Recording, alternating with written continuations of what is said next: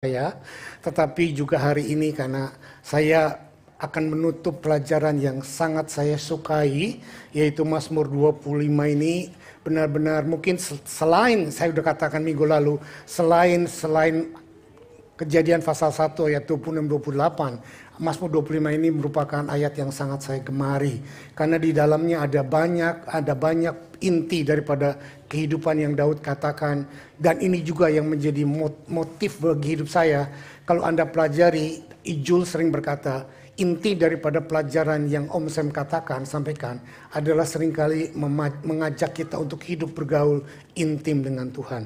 Dan inilah sebetulnya inti daripada Mazmur 25 itu, sehingga saya membuatnya menjadi 3 seri, tetapi 3 seri yang tidak berurutan. Ada yang berkata, apa seri terakhir ini ada sambungannya? Tidak, saudara. 3 seri dari 3 perspektif atau dari fokus yang berbeda. Minggu lalu kita lihat bagaimana Mazmur Daud dalam 25 ini dalam keadaan yang bagaimana menetapkan rencana Tuhan dalam hidup kita untuk selanjutnya. Tetapi hari ini kita akan lihat bagaimana sangat mungkin untuk kita hidup intim dengan Tuhan, bukan karena kita menginginkannya, bukan karena kita layak, bukan karena kita tanpa dosa, tetapi semuanya karena Tuhan yang menginginkannya. Dan tidak ada satupun rencana Tuhan yang gagal. Yuk, tidak lama-lama kita buka Mazmur 25. Kita baca bergantian. Hari ini kita baca semua pasal. Dalam Mazmur 25 nggak banyak, cuma 22 ayat. Saya ayat 1, saudara ayat 2. Tolong semangat ya, kita baca sampai akhir. Ayat 1 saya katakan, Mazmur 25 ayat 1 sampai 22 dari Daud. Ayat 1, kepadamu ya Tuhan ku angkat jiwaku. Ayat 2,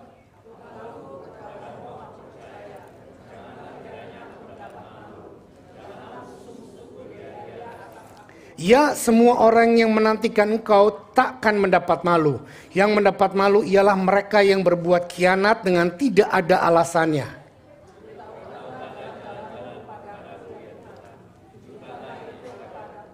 Bawalah aku berjalan dalam kebenaran-Mu dan ajarlah aku. Sebab engkaulah Allah yang menyelamatkan aku, engkau ku nanti-nantikan sepanjang hari.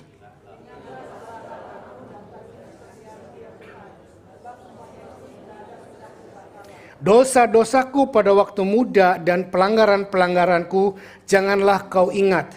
Tetapi ingatlah kepadaku sesuai dengan kasih setiamu, karena oleh kebaikanmu ya Tuhan.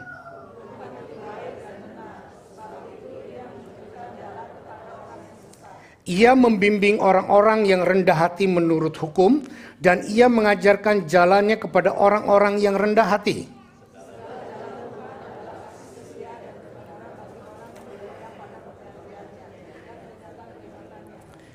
Oleh karena namamu ya Tuhan, ampunilah kesalahanku sebab besar kesalahan itu.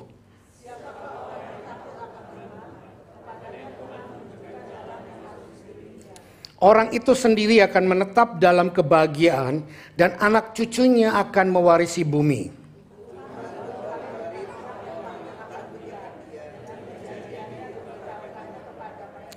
Mataku tetap terarah kepada Tuhan, sebab ia mengeluarkan kakiku dari jaring.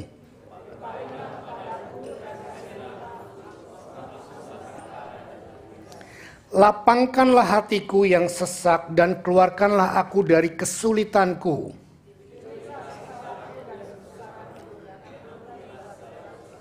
Lihatlah betapa banyaknya musuhku dan bagaimana mereka membenci aku dengan sangat mendalam.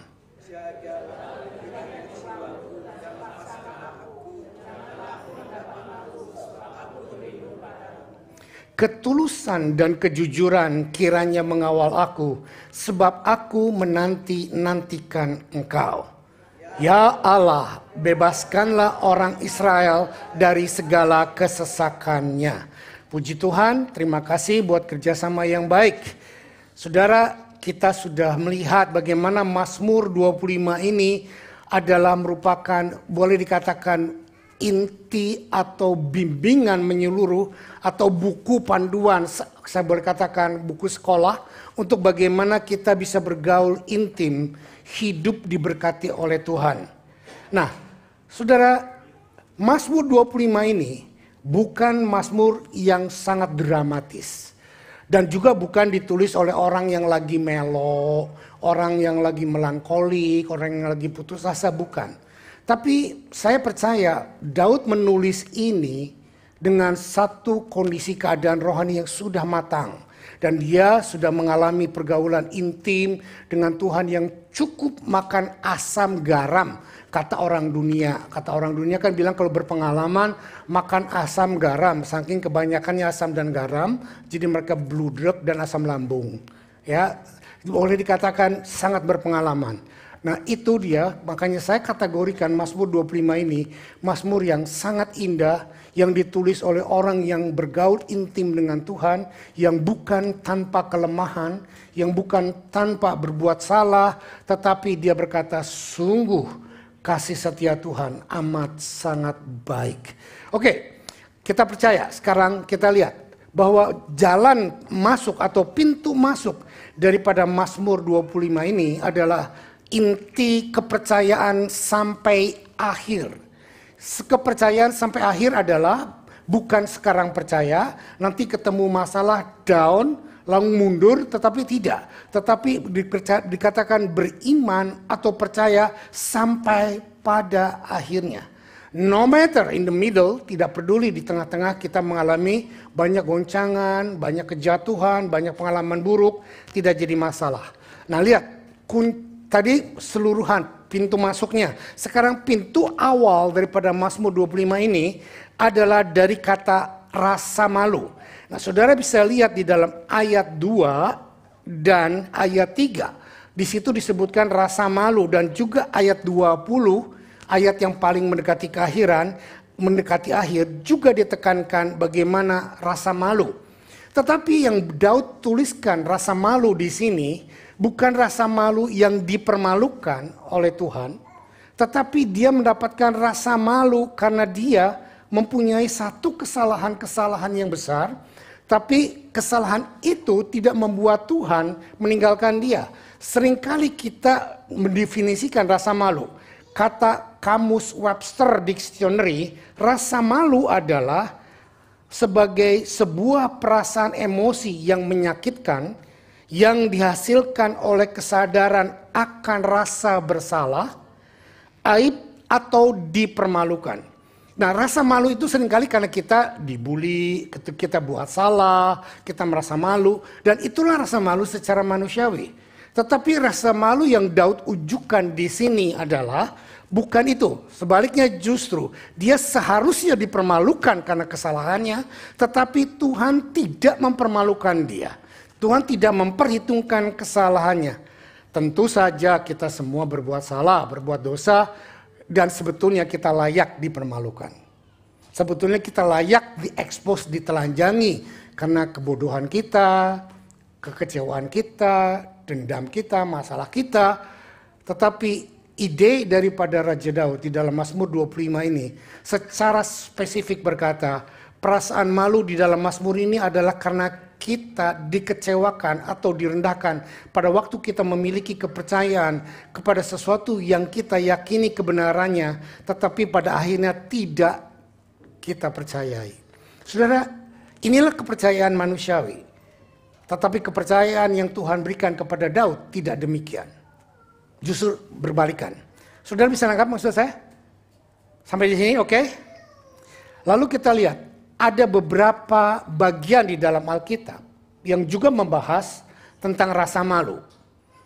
Seperti Roma pasal 5 dikatakan dalam King James Version, the hope make not shame. Pengharapan tidak akan mendapat malu. Itu dalam King James Version. Paulus menuliskan dalam King James Version dikatakan sebuah pengharapan kepada Tuhan, tentunya bukan pengharapan kepada kemampuan kita, bukan pengharapan kepada kebisaan kita, bukan pengharapan kepada pendidikan, bukan pengharapan kepada hasil deposito kita. Tetapi di sini dikatakan pengharapan kepada Tuhan. King James Version berkata tidak mengecewakan. Lalu di dalam di sedikit diperbaiki oleh NIV, New International Version, yang berkata, and hope does not put us to shame. Kalau King James berkata, hope makes not shamed, King James berkata pengharapan tidak akan mempermalukan. Tetapi NIV berkata hope does not put us to shame. Artinya adalah pengharapan kepada Tuhan tidak mungkin memposisikan kita mendapat rasa malu. Amin. Lebih ke dalam. Pada waktu kita punya pengharapan kepada Tuhan, kita tidak mungkin diizinkan mendapat rasa malu. Ayat yang sama juga tentang rasa malu. Nabi Yesaya pernah berkata dalam Yesaya 49 ayat 23. Maka raja-raja akan menjadi pengasuhmu dan permaisuri-permaisuri akan menjadi inangmu. Mereka akan sujud kepadamu dengan mukanya sampai ke tanah dan akan menjilat debu kamu. Yuk kita baca sama-sama. 2, 3. Maka engkau akan mengetahui bahwa akulah Tuhan dan bahwa orang-orang yang menanti-nantikan Tuhan tidak akan mendapat malu. Di sini kita mendapat satu tambahan, orang yang tidak akan mendapat malu atau tidak dipermalukan adalah orang-orang yang menantikan Tuhan. Tadi King James dan NIV berkata orang-orang yang mempunyai pengharapan. Nah, saudara dengar baik. Pengharapan dan menanti-nantikan Tuhan itu tidak bisa dipisahkan. When you have put hope in God, you will waiting on God. Tidak mengambil langkah sendiri. Meskipun kenyataannya, saudara melihat sesuatu yang berbeda. Yesaya berkata kepada orang yang menanti-nantikan Tuhan tidak akan mendapat malu. Jadi pada waktu Anda mendapat janji Tuhan, belum terjadi, Anda percaya, dan ada selang waktu, ada jeda waktu. Inilah yang dikatakan menanti-nantikan Tuhan, dan inilah yang disebut sebuah pengharapan. Pengharapan tidak akan membuat engkau malu. Tapi jangan salah, seperti saya katakan tadi, pengharapannya bukan karena engkau percaya. Bukan karena engkau mau, bukan karena engkau bisa. Tapi pengharapan berdasarkan kepercayaan sampai akhir kepada firman yang Tuhan katakan. Lalu Paulus juga menekankan di dalam Roma pasal 10 ayat 11. Karena kitab suci berkata, barang siapa percaya kepada Dia, tidak akan dipermalukan. Kita mendapat satu kata lagi, percaya. Tadi pengharapan, menanti-nantikan, dan percaya. Saya ubah susunannya, percaya, punya pengharapan, sama dengan menantikan, tidak akan dipermalukan. Amin. Amin. Are you with me? Ini loh poinnya. Ayat ini semua berarti bahwa mereka yang mempertaruhkan segalanya. Bukan mempertaruhkan cuma 1-2 hal. Bukan cuma mempertaruhkan yang saudara inginkan. Tapi yang mempertaruhkan segalanya kepada Tuhan. Tidak akan ditinggalkan dan tidak akan pernah dicampakkan oleh Tuhan sampai garis bawahi, kata pada akhirnya. Karena seringkali kita percaya pada waktu dapat pernyataan Tuhan, percaya waktu dengar khotbah, percaya waktu baca ayat, ayatnya itu masuk dalam hati kita, itu namanya rema, dan kita simpan, kita percaya. Tetapi fase berikutnya kita ketemu benturan. Kita ketemu masalah. Misalnya, hal yang menyakitkan, hal yang terjadi tidak sesuai dengan apa yang Tuhan janjikan.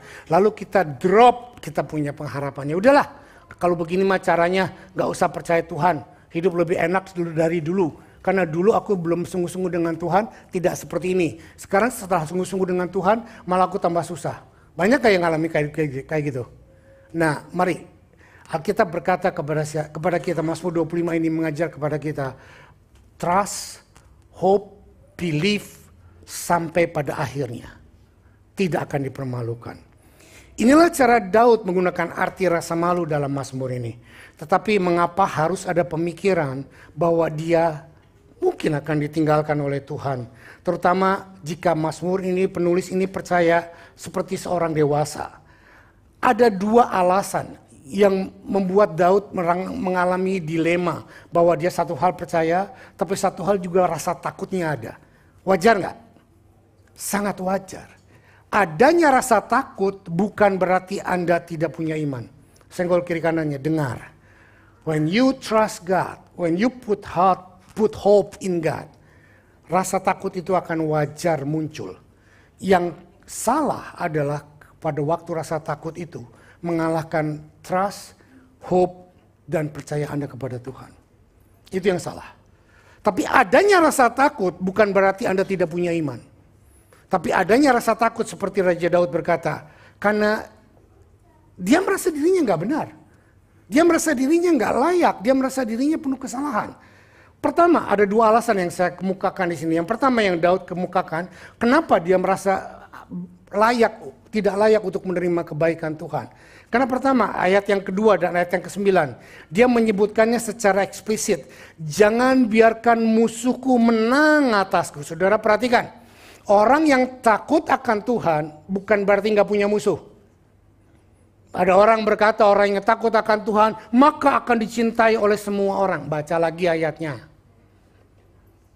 Oh, ada ayat yang berkata bahwa Yesus dicintai, disukai oleh Bapa di surga dan disukai oleh manusia. Iya, disukai oleh manusia yang percaya, yang sevisi dengan Tuhan. Tetapi saya mau berkata, Yesus disalibkan oleh siapa? Oleh musuhnya siapa? Murid-muridnya sendiri dan orang-orang beragama. Itu musuhnya. Berarti ada banyak kita yang mendapat pernyataan Tuhan, yang mendapat iman dari Tuhan, akan mendapat musuh seperti Raja Daud. Lalu dan lihat bagaimana musuhku semakin bertambah. Garis bawahi kata semakin bertambah itu. Pada waktu kita percaya Tuhan, kita punya musuh. Tetapi setelah kita makin sungguh-sungguh dengan Tuhan, bukan berarti kita makin nggak punya musuh. Justru Daud berkata musuhnya semakin bertambah. Daud menunjukkan bahwa ancaman yang dialaminya makin bertambah banyak dari berbagai penjuru. Sehingga dalam ayat 15 dia pun berkata, hanya dia atau Tuhan yang akan melepaskanku dari jerat. Saudara, lihat kiri kanan mah. Walaupun lu gak setuju sama gua, tapi gua tetap percaya Tuhan.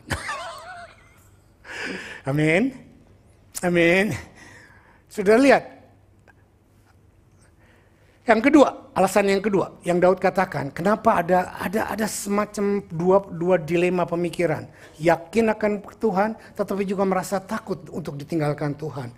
Daud sadar akan dosa-dosanya, terutama dosa pada masa mudanya. Yang dia minta agar Tuhan melupakannya. Itu tertulis dalam ayat yang ke-7. Dosa-dosaku pada waktu muda dan pelanggaran-pelanggaranku janganlah kau ingat, tetapi ingatlah kepadaku sesuai dengan kasih setiamu oleh karena kebaikanmu ya Tuhan. Daud berbicara tentang ini sebagai kesalahan dalam ayat yang ke-11. Oleh karena namamu ya Tuhan, ampunilah kesalahanku sebab besar kesalahan itu. Dan kemudian daripada itu Daud juga mengatakan bahwa dosanya menjadi bertambah banyak karena dia menulis segala dosaku di dalam ayat yang ke-18. Tiliklah sengsaraku dan kesukaranku dan ampunilah segala dosaku. Saudara, Daud mengidentifikasikan dua masalah ini. Bahwa dia secara sadar punya musuh banyak dan makin bertambah banyak. Lalu dia pun menyadari punya dosa banyak dan semakin dia tua semakin bertambah banyak. Ini loh yang saya suka dari Mazmur 25 ini. Kejujuran yang diungkapkan oleh Daud. Yang tidak merasa dirinya sok hebat. Aku dekat dengan Tuhan. Aku gak punya salah-salah apa-apa. Tuhan bela aku pasti enggak. Tapi dia mengakui keberadaannya. Dia menyadari kelemahannya. Dia menyadari kekurangannya. Penuh dengan dosa. Dan saudara, pada waktu kita sungguh-sungguh mau dekat dengan Tuhan. Anda harus ingat. Ada musuh yang sangat besar yang tidak ingin kita dekat dengan Tuhan. Yang tidak ingin kita mencintai atau berharap kepada Tuhan. Dunia adalah musuh kita. Itu nomor satu. Dunia ini sangat bertentangan dengan setiap hal yang baik dan yang godly atau benar atau saleh. Ya apa ya? Dulu orang-orang berbuat dosa disembunyikan. Dulu orang-orang menggugurkan kandungan sembunyi-sembunyi rahasia. Sekarang semuanya bukan cuma dihalalkan, dideklar. Dulu orang yang kelainan seksual disembunyikan. Sekarang malah diobrar-obrar dan berkata nothing wrong. Jadi mari kita lihat, itulah struktur dunia yang berkata. Independenship satu lagi yang dikatakan baik. Tapi kalau menurut saya, tidak ada independenship. Tidak ada kemandirian kita sendiri. Waktu kita merasa diri kita independen, itu kita merasakan diri, bukan merasakan, dengan membuat keputusan, kita memisahkan dari Tuhan. Tuhan tidak membuat kita menjadi dewasa rohani dan independen. Tetapi kita membuat dewasa rohani, justru semakin dependen kepada Tuhan. Semakin kita dewasa rohani, semakin kita mengerti bahwa kita tidak mampu berbuat apa-apa. Oke. Kita lihat, yang kedua, iblis adalah musuh kita. Selain dunia adalah iblis. Dan saya katakan dunia tentunya hasil perbuatan iblis. Tentunya hasil orang-orang yang melakukan perbuatan, baik pendidikan, baik apapun, baik etika yang dihalalkan oleh dunia. Contoh lagi, bahwa hasil pekerjaan iblis yang dimanifestasikan oleh dunia di negara kita, di sini, gambling is not sin. Bahkan gambling is not against law. Bahkan di Cina juga sama, saudara lihat kalau mereka hari tahun baru, mereka main macok, main mahjong, dan mereka semua pakai meja judi. Kalau mereka nggak berjudi, rasanya nggak afdol. Bahkan anak-anak dari kecil dikasih duit sama papanya, sana lagi main judi gitu loh. Iya kan? Jadi judi bukan sesuatu hal yang berdosa, merupakan budaya. Tetapi kita melihat yang berbeda. Alkitab memberitahu kita bahwa iblis adalah seorang pembunuh sejak awal. Yohanes 8 ayat 44. Dan bahwa dia berkeliaran seperti singa yang mengaum-ngaum mencari mangsa untuk diterkam. Saudara perhatikan, iblis selalu berkeliaran untuk mencari orang-orang yang bisa diterkam. Saudara tahu siapa orang yang bisa diterkam? Orang yang mengundurkan diri, orang yang berpisah jauh dari kelompoknya. Pada waktu domba bergaul dalam kelompoknya dan menyatu dalam kelompoknya, singa atau predator, beruang atau apapun tidak berani menerkam di tengah kelompok. Tetapi pada waktu sang domba memisahkan diri, maka sang predator akan dengan mudah untuk menerkam mangsanya.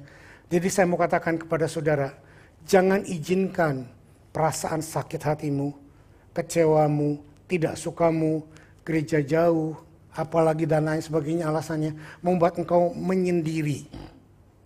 Karena pada waktu engkau menyendiri, engkau ada di dalam jangkauan, terkaman daripada sang musuh. Karena tidak ada protection yang dari komunitas. Senggol kiri kanannya. Dengar. Ya, amin. Lalu yang berikut.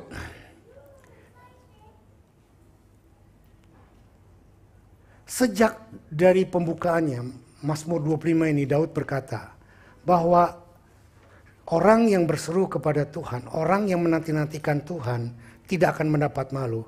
Tetapi yang mendapat malu ialah mereka yang berbuat khianat dengan tidak ada alasannya. Musuhnya melakukan pengkhianatan yang akan dipermalukan oleh Tuhan. Dengar baik-baik, orang yang membenci kita, orang yang kecewa kepada kita, orang yang memendam perasaan itu, dengar baik-baik, Tuhan sendiri akan mempermalukan mereka. Jadi jangan pernah ada perasaan itu kepada kita. Apalagi antara suami istri.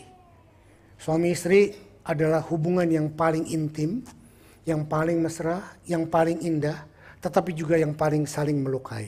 Ini yang jarang disebutkan. Mari yang saling melukainya kita balut dengan Roh Kudus atau pelumas.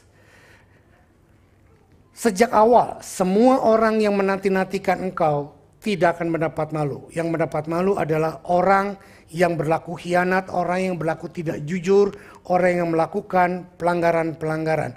Dan ayat yang ke-21 dikatakan bahwa ketulusan dan kejujuran kiranya mengawali aku, sebab aku menanti-nantikan Tuhan. Saudara, pada waktu engkau menanti-nantikan Tuhan, pada waktu saya menanti-nantikan Tuhan, apa yang dikatakan? Apa yang akan terjadi? Yes, kekuatan yang baru dari Tuhan akan muncul dalam diri kita. Bukan menanti-nantikan janji Tuhan saja, Tapi nantikan Tuhan, banyak kali kita cuman setia menantikan kapan kegenapan janji Tuhan. Tetapi Alkitab mengajarkan kepada kita orang-orang yang menanti-nantikan Tuhan. Dengan kata lain, meskipun benar bahwa Tuhan tidak akan mengecewakan kita, tidak akan meninggalkan kita atau mencampakkan kita, tetapi kebenaran dan ketekunan adalah sesuatu hal yang tidak bekerja secara otomatis dengan sendirinya secara mekanis. Sebaliknya itu adalah salah satu yang sangat dibutuhkan untuk kita belajar bertanggung jawab, patuh, setia, percaya dengan penuh penghormatan kepada Tuhan. Jadi saudara, reference atau rasa takut kepada Tuhan itu yang harus kita pelihara, bukan rasa takut afraid of. Afraid of itu rasa takut pencuri kepada polisi. Tetapi yang Mazmur Daud katakan di sini adalah afraid of adalah merupakan sesuatu yang sovereign atau sesuatu yang sangat agung, sangat mengagumi, sangat takut mengecewakan. Nah, saya mengambil satu komentar dari yang bernama P.C. Craig yang mengajar di Universitas Calgary. Dia mengambil Mazmur 25 ini secara keseluruhan, lalu dia membandingkan dengan Mazmur pasal 1. Coba tayangkan Mazmur pasal 1 ayat 1 sampai 3. Mazmur pasal 1 ayat 1 sampai 3 kita baca yuk. Berbahagialah orang yang tidak berjalan menurut nasihat orang fasik, yang tidak berdiri berjalan dalam kalangan orang pencemooh, dan yang tidak duduk dalam kumpulan pencemooh, tetapi yang kesukaannya ialah Taurat Tuhan, dan yang merenungkan Taurat itu siang dan malam. Ia seperti pohon yang ditanam di tepi aliran air, yang menghasilkan buahnya pada musimnya, yang tidak layu daunnya, dan apa saja yang diperbuatnya pasti berhasil. Saudara, secara sepintas kalau kita baca Mazmur 1 ayat 1 sampai 3, ini adalah kebalikan dari Mazmur 25. Kebalikannya adalah di sini. Jadi bobot penekanannya adalah kepada kita yang berjalan dengan setia, kita yang merenungkan firman Tuhan, kita yang tidak berjalan dalam kalangan orang fasik, kita tidak berjalan dalam kalangan orang berdosa, kita tidak duduk dalam kalangan orang penyemooh. Semuanya basicnya kepada kita yang kesukaannya adalah Taurat Tuhan, yang merenungkan Taurat Tuhan siang dan malam, maka ia akan Tuhan berkati. Ini adalah hukum sebab akibat yang sering banyak dikotbahkan oleh pendeta-pendeta masa kini. Kalau kamu begini, Tuhan akan begitu. Kalau kamu berbuat ini, maka Tuhan akan berbuat itu. Sepintasnya seperti itu. Tetapi counter attack-nya dari Mazmur 1 ini bukan berarti semuanya sentralnya kepada aku. Tetapi Mazmur 25 berkata bahwa doanya orang-orang yang membuat pilihan yang disajikan dalam Mazmur 1 berjalan dalam orang-orang benar dan kebijaksanaan yang sesungguhnya yang dilakukan oleh pemazmur. Ini Mazmur 1 dan Mazmur 25 dibuat oleh orang yang sama. Sudah mengerti maksud saya? Penekannya dalam Mazmur 25, inti dari Mazmur 25 ini adalah bahwa kamu bisa berjalan dalam Tuhan, kamu bisa intim dengan Tuhan, kamu bisa tidak menurut nasihat orang fasik, kamu bisa tidak berdiri di kalangan orang berdosa, kamu bisa tidak duduk dalam kalangan pencemooh kalau ada Tuhan di dalammu. Bukan karena sikap determinasi kita. Nangkep nggak? Sudah bisa melihat perbedaannya? Bukan karena kita, tetapi karena pengharapan, karena kebenaran Tuhan, karena menanti-nantikan Tuhan ada di dalam hidup Daud. Lalu bagaimana kemudian inti daripada jalan orang benar seperti Mazmur 25 ini dikatakan adalah sebuah perjalanan yang terlalu sulit untuk dilakukan jika tanpa penyertaan dan persahabatan yang erat dari Tuhan. Saya mau lagi-lagi saudara senggol kiri kananmu. Dengar, ayo dong lakukan, senggol. Kamu tidak bisa intim dengan Tuhan. Kamu tidak bisa akrab dengan Tuhan tanpa Tuhan hidup di dalam dirimu. Amin. Amin. Nah, beberapa poin. Bukan beberapa, ada banyak poin yang saya dapatkan dari pelajaran Mazmur 25 ini. At least ada 10 poin. Saudara boleh catat, kalau enggak nanti boleh copy. 10 poin ini sangat bagus sekali. Dari apa yang Daud katakan dalam Mazmur 25 ini. Nomor 1, poin yang sangat krusial. Tuhan itu setia. Karena tidak ada orang yang berharap padamu akan dipermalukan. Itu dijelaskan dalam ayat yang ketiga. Jadi Tuhan itu setia. Saudara, Tuhan setia bukan karena engkau setia. Suami istri seringkali begitu. Aku sudah setia tapi dia gimana? Nah, tapi Tuhan tidak pernah berkata, aku mau setia kalau engkau setia. Enggak. Tuhan sudah setia lebih awal. Dia sudah mati buat kita sebelum kita bertobat. Dan dia tidak berubah setia pada waktu engkau jatuh dalam dosa. Dia tidak berubah setia pada waktu engkau mengecewakan dia. Dia tetap setia. Yang kedua, Tuhan mempunyai karakter kebenaran. Karena jalannya adalah jalan kebenaran. Dapat dalam ayat yang keempat, ayat yang kelima berkata, beritahukanlah jalan-jalanmu kepadaku ya Tuhan. Tunjukkanlah itu kepadaku. Bahwa aku berjalan dalam kebenaran-Mu. Dan ajarilah aku, sebab Engkau Allah yang menyelamatkan aku. Engkau ku nantikan sepanjang hari.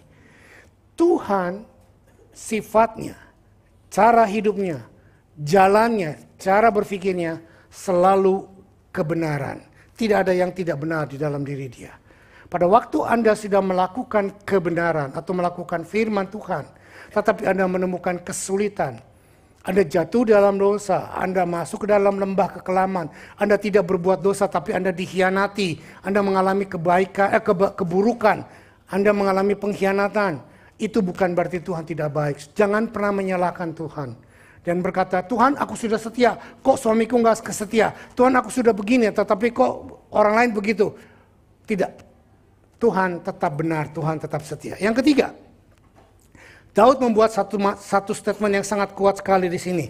Bahwa Tuhan adalah juru selamatnya. Ayat 5. Bawalah aku berjalan dalam kebenaran-Mu dan ajarilah aku. Sebab Engkaulah Allah yang menyelamatkan aku. Engkau ku nanti sepanjang hari. Coba saudara perhatikan ayat nomor 5 yang atasnya.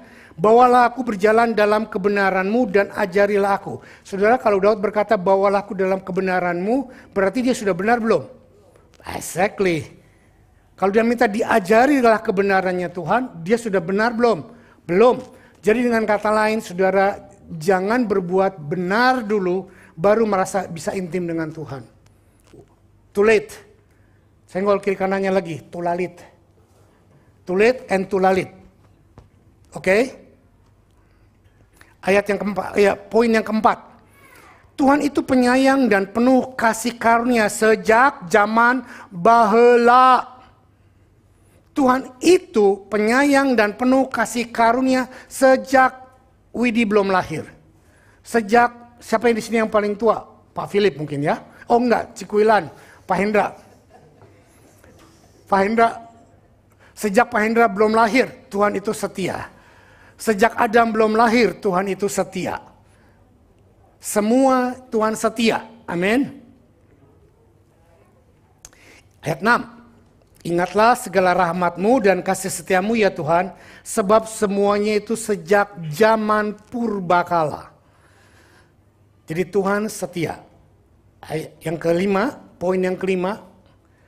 Tuhan itu baik dan benar. Ayat 8. Tuhan itu baik dan benar sebab Ia menunjukkan jalannya kepada yang. Kalau Mazmur 1 tadi Tuhan menunjukkan berkatnya kepada yang hidup benar. Tetapi Mazmur 25 berkata, Daud berkata bahwa Tuhan menunjukkan jalannya yang benar kepada yang justru yang sesat yang membutuhkan jalan yang benar.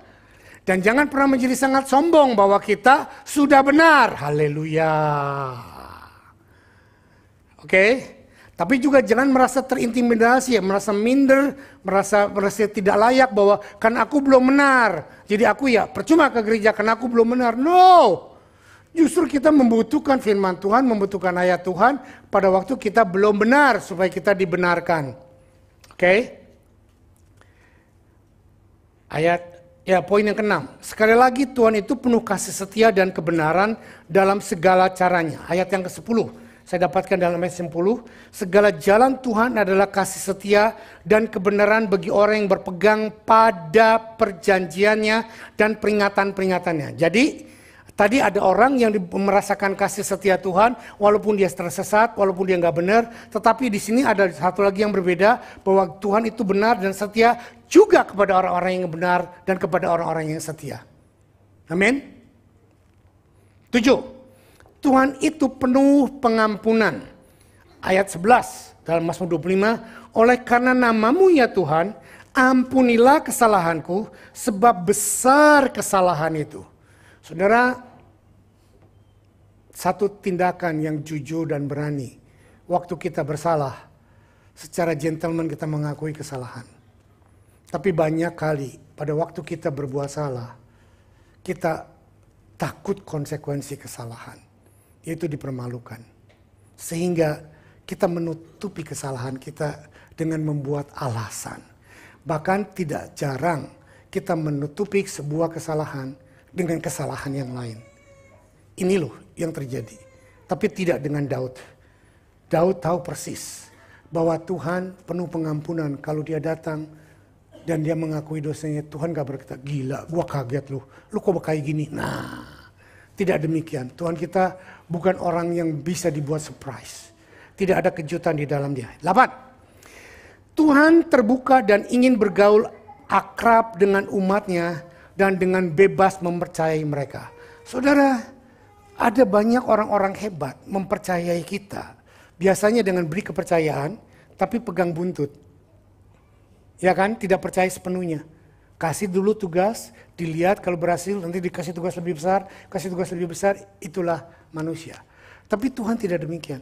Waktu Tuhan berkata, Adam, aku serahkan langit dan bumi dan segala isinya, kamu yang atur. Itu betul-betul Tuhan kata, silahkan atur. Sehingga pada waktu Adam menemukan ular yang membujuk dia untuk jatuh dalam dosa, Tuhan tahu nggak? Tahu. Kenapa Tuhan diam? Karena Adam tidak minta pertolongan Tuhan. Kalau Adam berkata, Tuhan gimana nih caranya? Ngadapi si iblis ini gimana nih caranya? Tuhan akan guide dia. Jadi jangan segan-segan untuk datang kepada Tuhan dan minta firman-Nya untuk menggait hidup Anda. Itulah Tuhan. Tuhan berkata, kenapa Tuhan biarkan jatuh? Kalau aku salah, kenapa Tuhan biarkan? Nah saudara, seringkali kita berkata demikian. Tuhan berkata, iya karena aku sudah trust you. I've given to you everything and you do it by yourself. Tapi kalau Anda dengan jujur berkata, aku tidak bisa, datang kepada dia, dia akan lakukan. Amin. Amin. Ayat 14, Tuhan bergaul karib dengan orang yang takut akan dia, dan perjanjiannya diberitahukannya kepada mereka. Poin yang ke-9, Tuhan itu pemurah dan maha pengampun. Berpalinglah kepadaku dalam ayat yang ke-16 sampai 18 dan kasihanilah aku sebab aku sebatang kara dan tertindas. Lapangkanlah hatiku yang sesak dan keluarkanlah aku dari kesulitanku. Tiliklah sengsaraku dan kesukaranku dan ampunilah segala dosaku. Saudara, seperti yang sudah saya katakan tadi, bahwa Daud dalam mengiring Tuhan untuk intim dengan Tuhan, dia tidak kebal dengan kesalahan dan berbuat dosa. Bukan sekali dua kali. Bahkan tadi saya sudah katakan, semakin dia menjadi tua, semakin banyak kesalahan yang dia perbuat. Poin yang ke-10, yang terakhir dari pelajaran berguna yang berharga dari Mazmur 25 ini, Tuhan sangat berkuasa untuk menyelamatkan umatnya. Karena dia adalah satu-satunya tempat untuk kita berlindung. Ayat 15 dan ayat ke-20 menjelaskan ini. Mataku tetap terarah kepada Tuhan. Sebab ia mengeluarkan kakiku dari jaring. Janganlah kiranya jiwaku melepaskan aku. Jagalah aku. Saya ulang. Jagalah kiranya jiwaku dan lepaskanlah aku. Janganlah aku mendapat malu. Sebab aku berlindung kepadamu. Saudara, betul-betul seorang yang sudah dewasa secara emosional. Waktu Daud menulis ayat ini. Dia mengakui kelemahannya, dia mengakui kekurangan dia mengakui kelemahan jiwanya. Belakangan ini banyak sekali kita digencarkan, termasuk nanti hari Rabu ini, jangan ada yang tidak ikut. Bagaimana kita akan melihat bagaimana pemulihan dimulai dari roh, tetapi juga seringkali roh kita tidak rusak, yang rusak itu jiwa kita. Tetapi dari pembenaran secara roh, jiwa yang rusak kalau kita menyadari. Nah seringkali kenapa orang sudah bertobat tetapi nggak bertumbuh, karena mereka jiwanya yang rusak, jiwanya yang luka, tetapi mereka tidak menyadarinya. Mereka berkata, it's okay, nggak masalah, yang penting aku sudah percaya Tuhan, sehingga tidak dibereskan. Sehingga problem-problem masa kecil, masa remaja, masa-masa yang besar, itu akan membuat kita semakin hari, semakin tua akan semakin menggerogoti. Ntar pada akhir daripada khotbah saya ini, saya akan ceritakan sebuah true story, yang bagaimana seorang yang waktu masa mudanya dipakai Tuhan, tetapi masa tuanya digerogoti dengan rasa salah yang luar biasa. Saudara, saya ada 4 poin penutup buat khotbah saya hari ini. Saya puji Tuhan masih 13 menit, masih udah 4 poin ya. Berarti saya lulus ujian. Oke, ada kemajuan, harus dong. Oke, lalu bagaimana kita menerima pimpinan Tuhan yang penuh dengan berkat dan menjadi pribadi yang intim dengan Tuhan?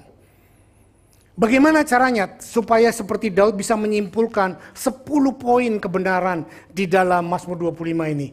Tanpa menghindarkan bahwa menyadari bahwa dia salah, dia buat dosa, bahkan semakin hari dosanya semakin banyak, tapi dia semakin yakin akan kebaikan dan kasih karunia Tuhan yang melampaui daripada segala semua kelemahan dan kedosaannya dia. Ya, yang pertama kita lihat. 1 dalam ayat yang ke-9. Kerendahan hati. Tuhan mengerjakan di dalam diri kita. Dengar baik-baik, kita bisa rendah hati bukan karena kita mau. Minggu lalu kita sudah belajar apa itu rendah hati. Rendah hati itu bukan orang yang selamat pagi om, silakan om, pak, selamat pagi pak. Itu bukan rendah hati, itu murah senyum.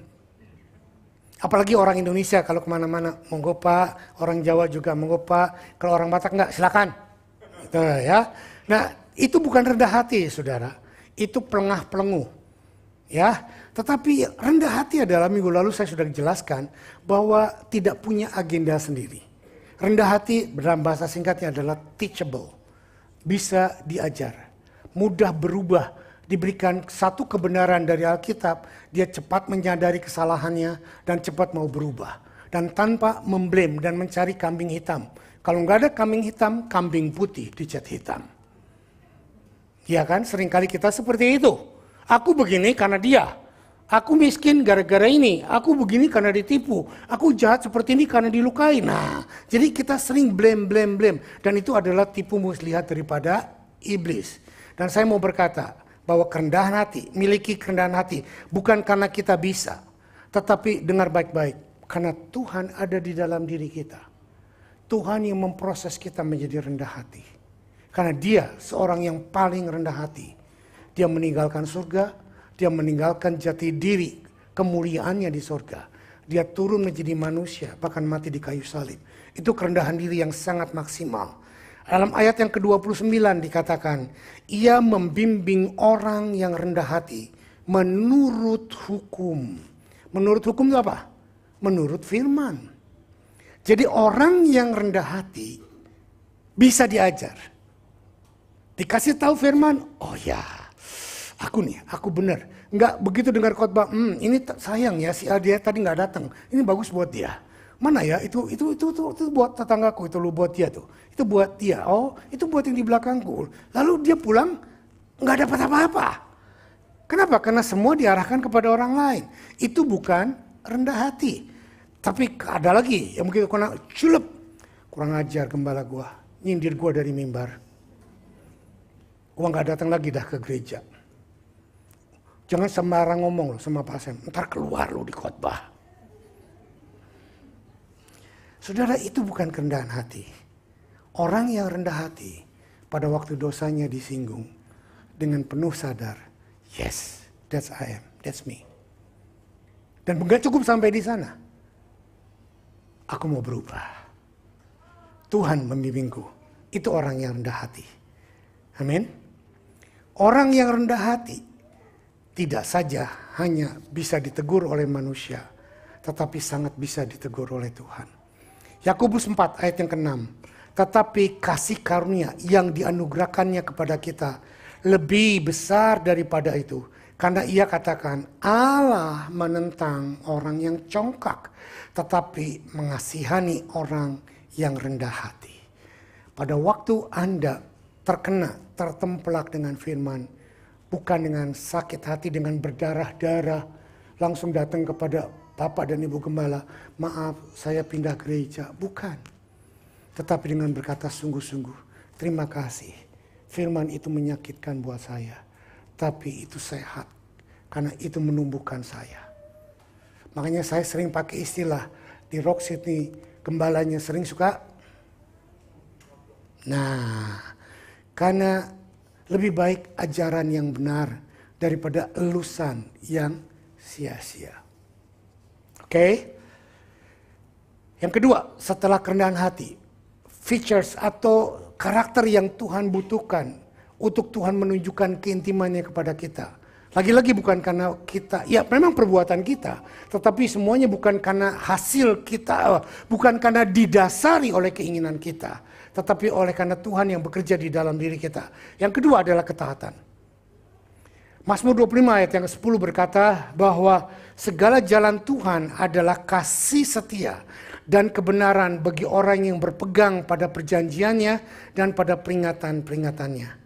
Alasan mengapa banyak dari kita yang tidak belajar tentang Tuhan atau bagaimana kita bisa mengetahui cara-caranya Tuhan adalah karena kita tidak siap untuk mematuhinya ketika Tuhan memberitahunya. Saya ulang, ada banyak dari kita yang tidak mengerti jalan-jalan Tuhan adalah bukan karena kita tidak mau mencari jalan Tuhan. Seringkali kita mencari jalan Tuhan, tetapi pada waktu kita cari dan menemukan jalan Tuhan, kita merasa, aduh aku nggak bisa melakukannya. Sehingga at the end of the day, petunjuk yang Tuhan berikan tidak ada gunanya. Kenapa? Karena engkau berkata, aku nggak bisa. Tidak mau dengan ketaatan, tidak mau dengan berdarah-darah, dengan luka, dengan sakit berkata, yes I will do it. Meskipun aku harus dilukai, meskipun aku harus direndahkan, itulah ketaatan. Sebab dikatakan dalam ayat yang ke-10, segala jalan Tuhan adalah kasih setia dan kebenaran bagi orang yang berpegang pada perjanjiannya. Pegang kepada janji Tuhan, walaupun luka, walaupun sakit, walaupun gak tahan, walaupun dipermalukan, do it purposely. Do it purposely. Kalau saudara mau sungguh-sungguh berjalan intim dengan Tuhan, kita harus berkomitmen dari awal untuk melakukan firman Tuhan sampai pada akhirnya. Jangan separuh jalan. Nangkap nggak? Seperti saya katakan tadi, awalnya oke karena dapat berkat, dipermuliakan, diberikan berkat, lalu ditolong. Tapi begitu pertengahan jalan, kita menemukan lembah. Mazmur 23 sendiri berkata Tuhan membimbing kita berjalan dalam lembah kekelaman. Are you with me? Nah pada waktu kita berjalan dalam lembah kekelaman, kita melihat keburukan kita melihat keburukan orang lain, kita melihat keburukan orang-orang di sekitar kita, lalu kita menjadi kecewa. Nah ini loh, kita membutuhkan ketaatan dari Tuhan. Apa Tuhan kalau mau kecewa sama kita nggak bisa? Amat sangat bisa. Yang ketiga, ini yang cukup amat sangat penting, yang lain semua penting, ini juga penting banget, yaitu reference atau penghormatan. Ada banyak dari kita mau berjalan sama Tuhan, Tuhan itu akrab dengan kita, yes Tuhan itu akrab dengan kita. Tetapi istilah bahasa Jerman saya, Tuhan tidak suka dijambali, tahu dijambali? Tuhan tidak suka dikurang ajari. Itu bahasa istri saya, kalau orang kurang ajar tuh jambal katanya gitu. Padahal kalau menurut saya jambal itu ikan asin. Nia ketawa. Jadi ada banyak kita menganggap keakraban dengan Tuhan hal yang bisa menyepelekan. Contoh sekarang katanya banyak para pelayan Tuhan dengan melayani Tuhan di atas dengan pakai baju letong, diangkat, hutannya ribut, gondrong, kemana-mana. Dan itu buat dia nggak apa-apa karena Tuhan itu Bapak kita. Saya bilang nggak demikian. Tuhan itu Bapak kita, yes, very true. Tetapi dia adalah juga seorang raja yang berdaulat. Nah, pengertiannya bahwa pada waktu kita datang kemari, kenapa saudara melihat saya dan istri saya kalau datang ke gereja selalu dengan pakaian resmi? Karena zaman pengertian saya waktu saya dibentuk secara kekristenan, ini adalah sidang jemaat, atau dengan kata lain, ini adalah tempat di mana Tuhan bertahta. Firman yang disampaikan adalah sabda, di mana sang raja mengeluarkan titah, mengeluarkan perintah. Dan ini adalah tempat di mana majestik atau suatu keagungan.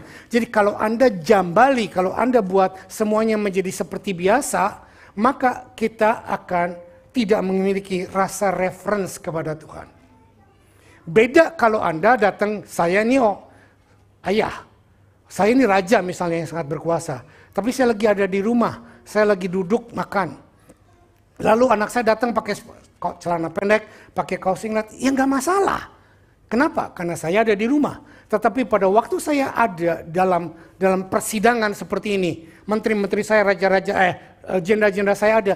Lalu Yosi datang pakai kaos oblong, celana pendek. Dia berkata, halo Dedi. Saudara lihat gak? Berhubungan dengan Tuhan tidak hanya menghargai keintiman. Tapi berhubungan dengan Tuhan juga harus ada penghormatan. Ayat 12 dan 14 berkata, siapakah orang yang takut akan Tuhan? Kepadanya Tuhan akan menunjukkan jalan yang dipilihnya. Saudara perhatikan, takut di sini seperti saya katakan tadi, not afraid but sovereign. But fear of the Lord. Rasa takut yang didorong oleh rasa hormat. Lalu ayat 14 berkata, Tuhan bergaul karib dengan orang yang takut akan Dia. Dan perjanjiannya diberikannya kepada mereka. Tuhan tidak bergaul karib dengan orang yang berkata, hi Daddy, hi dude. Enggak. Tuhan bergaul karib dengan orang yang, Lord, what should I do? You are my king, you are my Lord. But I love you, Lord. Nah, sovereign, menghargai Tuhan. Menempatkan Tuhan pada posisi yang sebenarnya.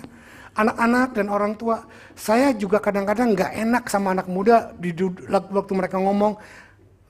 Dia berkata apa semuanya kepada kita semuanya seperti apa? Hey guys. Itu buat saya, nggak tahu buat saudara, buat saya itu rasanya seperti gitu loh. Saya dihargai sama seperti anak-anak muda yang kecil. Saya ini tua 60. Jadi jangan panggil semua generalisasi. Hey guys, lalu Anda berkata semua orang begitu. You are not reference. Satu lagi yang saya mau berkata, bukan nyikat tetapi nyodok. Banyak yang ngundang kami datang ke pesta Anda melalui Facebook, melalui Instagram. Broadcast semuanya Buat saya itu bukan undangan. Buat saya itu pemberitahuan. Kalau Anda betul-betul hormat kepada kami sebagai orang tua, sebagai gembala, Anda akan message secara personal. Itulah hormat kepada orang tua. Kuno Pak, Bapak udah tua sih. Ya. Terserah Anda mau ngomong apa, tetapi hormat seperti ini yang Tuhan mau kepada kita. Kita lakukan kepada Dia. Reference. Yang keempat, hoping atau pengharapan. Kita buka ayat yang ke-15. Mataku tetap terarah kepada Tuhan, sebab Ia mengeluarkan kakiku dari jaring. Coba jawab pertanyaan ini. Waktu Daud menulis ayat ini, mataku tetap terarah kepada Tuhan, itu Tuhan sudah menjawab doanya bukan? Belum. Waktu Anda dalam persoalan, waktu Anda dalam persimpangan, waktu Anda ada di lembah, dan Anda mengharapkan jawaban, dan belum mendapatkan jawaban, tetap matamu terarah kepada Tuhan. Jangan terarah kepada orang-orang pintar. Jangan terarah kepada orang-orang yang berpendidikan. Anda boleh dengar saran mereka. Tapi gantungkan harapanmu hanya kepada firman Tuhan. Amin. Amin. Mazmur 25 ini dimulai dengan doa pribadi Raja Daud. Namun sangat obvious, sangat mencolok dari akhir Mazmur 25 ini dalam ayat yang ke-22, tiba-tiba Daud merujuk bahwa berkatilah dari segala kesesakan Israel. Bicara tentang Israel. Hal ini bukan sebuah kebetulan, tapi ini bukan sebuah kesalahan juga. Tapi ini merupakan sesuatu yang membuka mata saya, mata saudara untuk mengerti bahwa Mazmur 25 ini bukan cuma sekedar harapan atau ratapan personal Daud, tetapi dari ayat itu, ya Allah, bebaskan orang Israel dari segala kesesakannya, adalah merupakan undangan bagi Anda dan saya untuk masuk ke dalam Mazmur 25 ini, untuk mengalami apa yang Daud alami. Karena dia melibatkan langsung, berkatilah Israel, bukan berkatilah aku. Dia dibuka dengan keluhan-keluhan pribadi, tetapi ditutup dengan ayat Israel. Kebenaran ini adalah kebenaran yang sangat membebaskan buat kita. Berarti ayat 25 ini bukan pengalaman Daud secara personal yang bisa diaplikasikan personal, tetapi juga merupakan undangan bagi kita semuanya. Saya tutup dengan suatu ilustrasi cerita, di mana saat kebebasan, belas kasihan Tuhan bertemu dengan keadilannya. Dalam ayat yang ke-8 dikatakan, Tuhan itu baik dan benar, sebab ia menunjukkan jalan kepada orang yang sesat. Saudara, kebaikan dan kebenaran itu tidak bisa dipadukan. Baik adalah dia mengampuni dosa kita, tapi kebenaran atau keadilan, dia harus menghukum dosa kita. Are you with me? Tetapi inilah yang ada di dalam pribadi Yesus. Unsur ini adalah unsur yang sangat-sangat berlawanan. Tetapi unsur ini bisa kita ketemukan di mana? Di pribadi Yesus di atas kayu salib. Pada waktu di atas kayu salib, Yesus mengampuni segala dosa kita. Itulah kebaikan. Tetapi di kayu salib yang sama, Yesus menghukum segala dosa kita dengan mengambil dosa kita dan menempatkannya kepada dirinya, dan itu membuat dirinya adil dan benar. Sehingga kebenaran dan keadilan berpadu pada kayu salib, pada pribadi dan pengorbanan Yesus. Are you with me?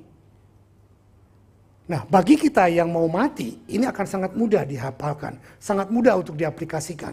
Tetapi bagi saudara dan saya yang masih mau berjalan sekian lama dalam hidup ini, bahwa tolong aplikasikan, waktu Anda dan saya jatuh dalam dosa, Dia adalah adil dan benar. Kita berani datang at any time. Ibrani berkata bahwa dengan kasih karunia, tahta kasih karunia-Nya terbuka setiap saat, sehingga kita bisa datang kepada Dia at any time. Nah, cerita yang saya katakan janjikan bahwa ini ada cerita yang penutup. Ada seorang hamba Tuhan yang sangat terkenal, namanya Ironside. Ironside ini tiba-tiba diundang oleh seorang hamba Tuhan yang berumur 90 tahun, yang sudah 70 tahun lebih melayani Tuhan. Tetapi hamba Tuhan senior ini sekarang sedang dalam keadaan sakit parah, dan dalam keadaan sakitnya itu dia sedang dalam keadaan mengalami flashback.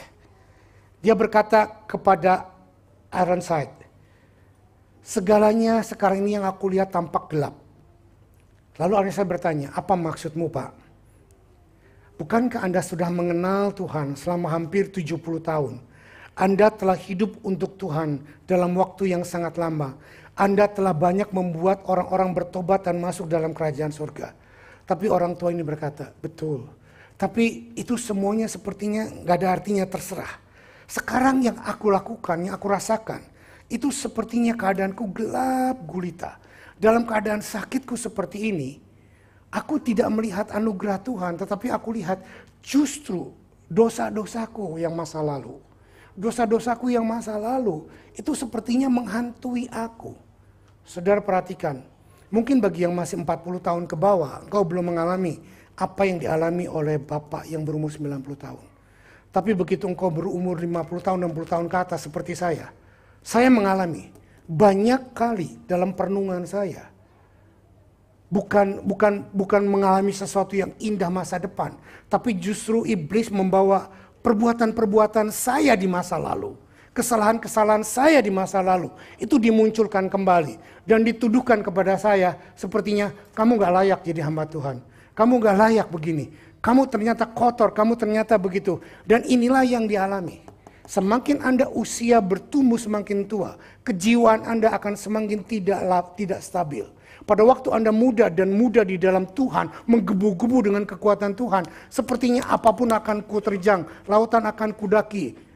Lautan akan kudaki, gunung akan kudaki, lautan akan ku selami, asalkan ku dapatkan engkau si jantung hati, betul nggak? Nah, itulah maju tak gentar, tetapi begitu usia bertambah, kita memikirkan banyak hal.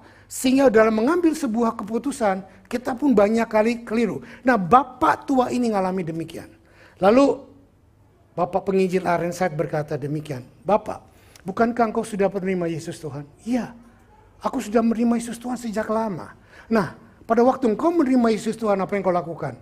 Bukankah engkau berkata bahwa Tuhan, aku serahkan semua kesalahanku, semua dosaku padamu? Iya, lalu apa yang terjadi? Aku lupa, dia bilang. Kan udah 90 tahun. Tapi Ironside berkata begini. Ironside berkata, tidakkah Anda ingat bahwa ketika Anda mengakui dosa-dosa Anda, Tuhan berkata, dosa dan kedurhakaanmu tidak akan kuingat lagi. Jika Tuhan telah melupakan mereka, mengapa kita sering memikirkannya? Saudara yang saya kasihi, sebelum saya tutup cerita ini dengan sebuah firman Tuhan lagi, saya mau mengingatkan Anda. All my life you have been faithful. Segala jalan Tuhan itu kesetiaan dan agung. Saudara, jangan mau dibodohi oleh iblis. Jangan mau dibodohi oleh dunia. Jangan mau dibodohi oleh mentalitas. Jangan mau dibodohi oleh situasi. Lalu Ironside menutup cerita ini kepada orang tua. Tuhan itu setia dan adil. Waktu engkau mengakui dosanya, dia tidak mengingat lagi. Lalu pria itu dengan tersenyum menjawab, iya ya, saya ini orang tua yang bodoh. Saya mengingat apa yang Tuhan sudah lupakan. Bukankah sering kita seperti itu? Kita mengingat apa yang Tuhan sudah lupakan. Kita mengingat keburukan kita yang Tuhan bilang, sejauh timur dari barat, aku sudah membuangnya. Mazmur 103 ayat 10-13. Tidak dilakukannya kepada kita setimpal dengan dosa kita. Dan tidak dibalasnya kepada kita setimpal dengan kesalahan kita. Tetapi setinggi-tingginya langit dari atas bumi, demikian besarnya kasih setianya atas orang-orang yang takut akan Dia. Sejauh timur dari barat, demikianlah dijauhkannya daripada kita pelanggaran kita. Seperti Bapa yang sayang kepada anaknya, demikian Tuhan sayang kepada orang-orang yang takut akan Dia. Amin. Oh.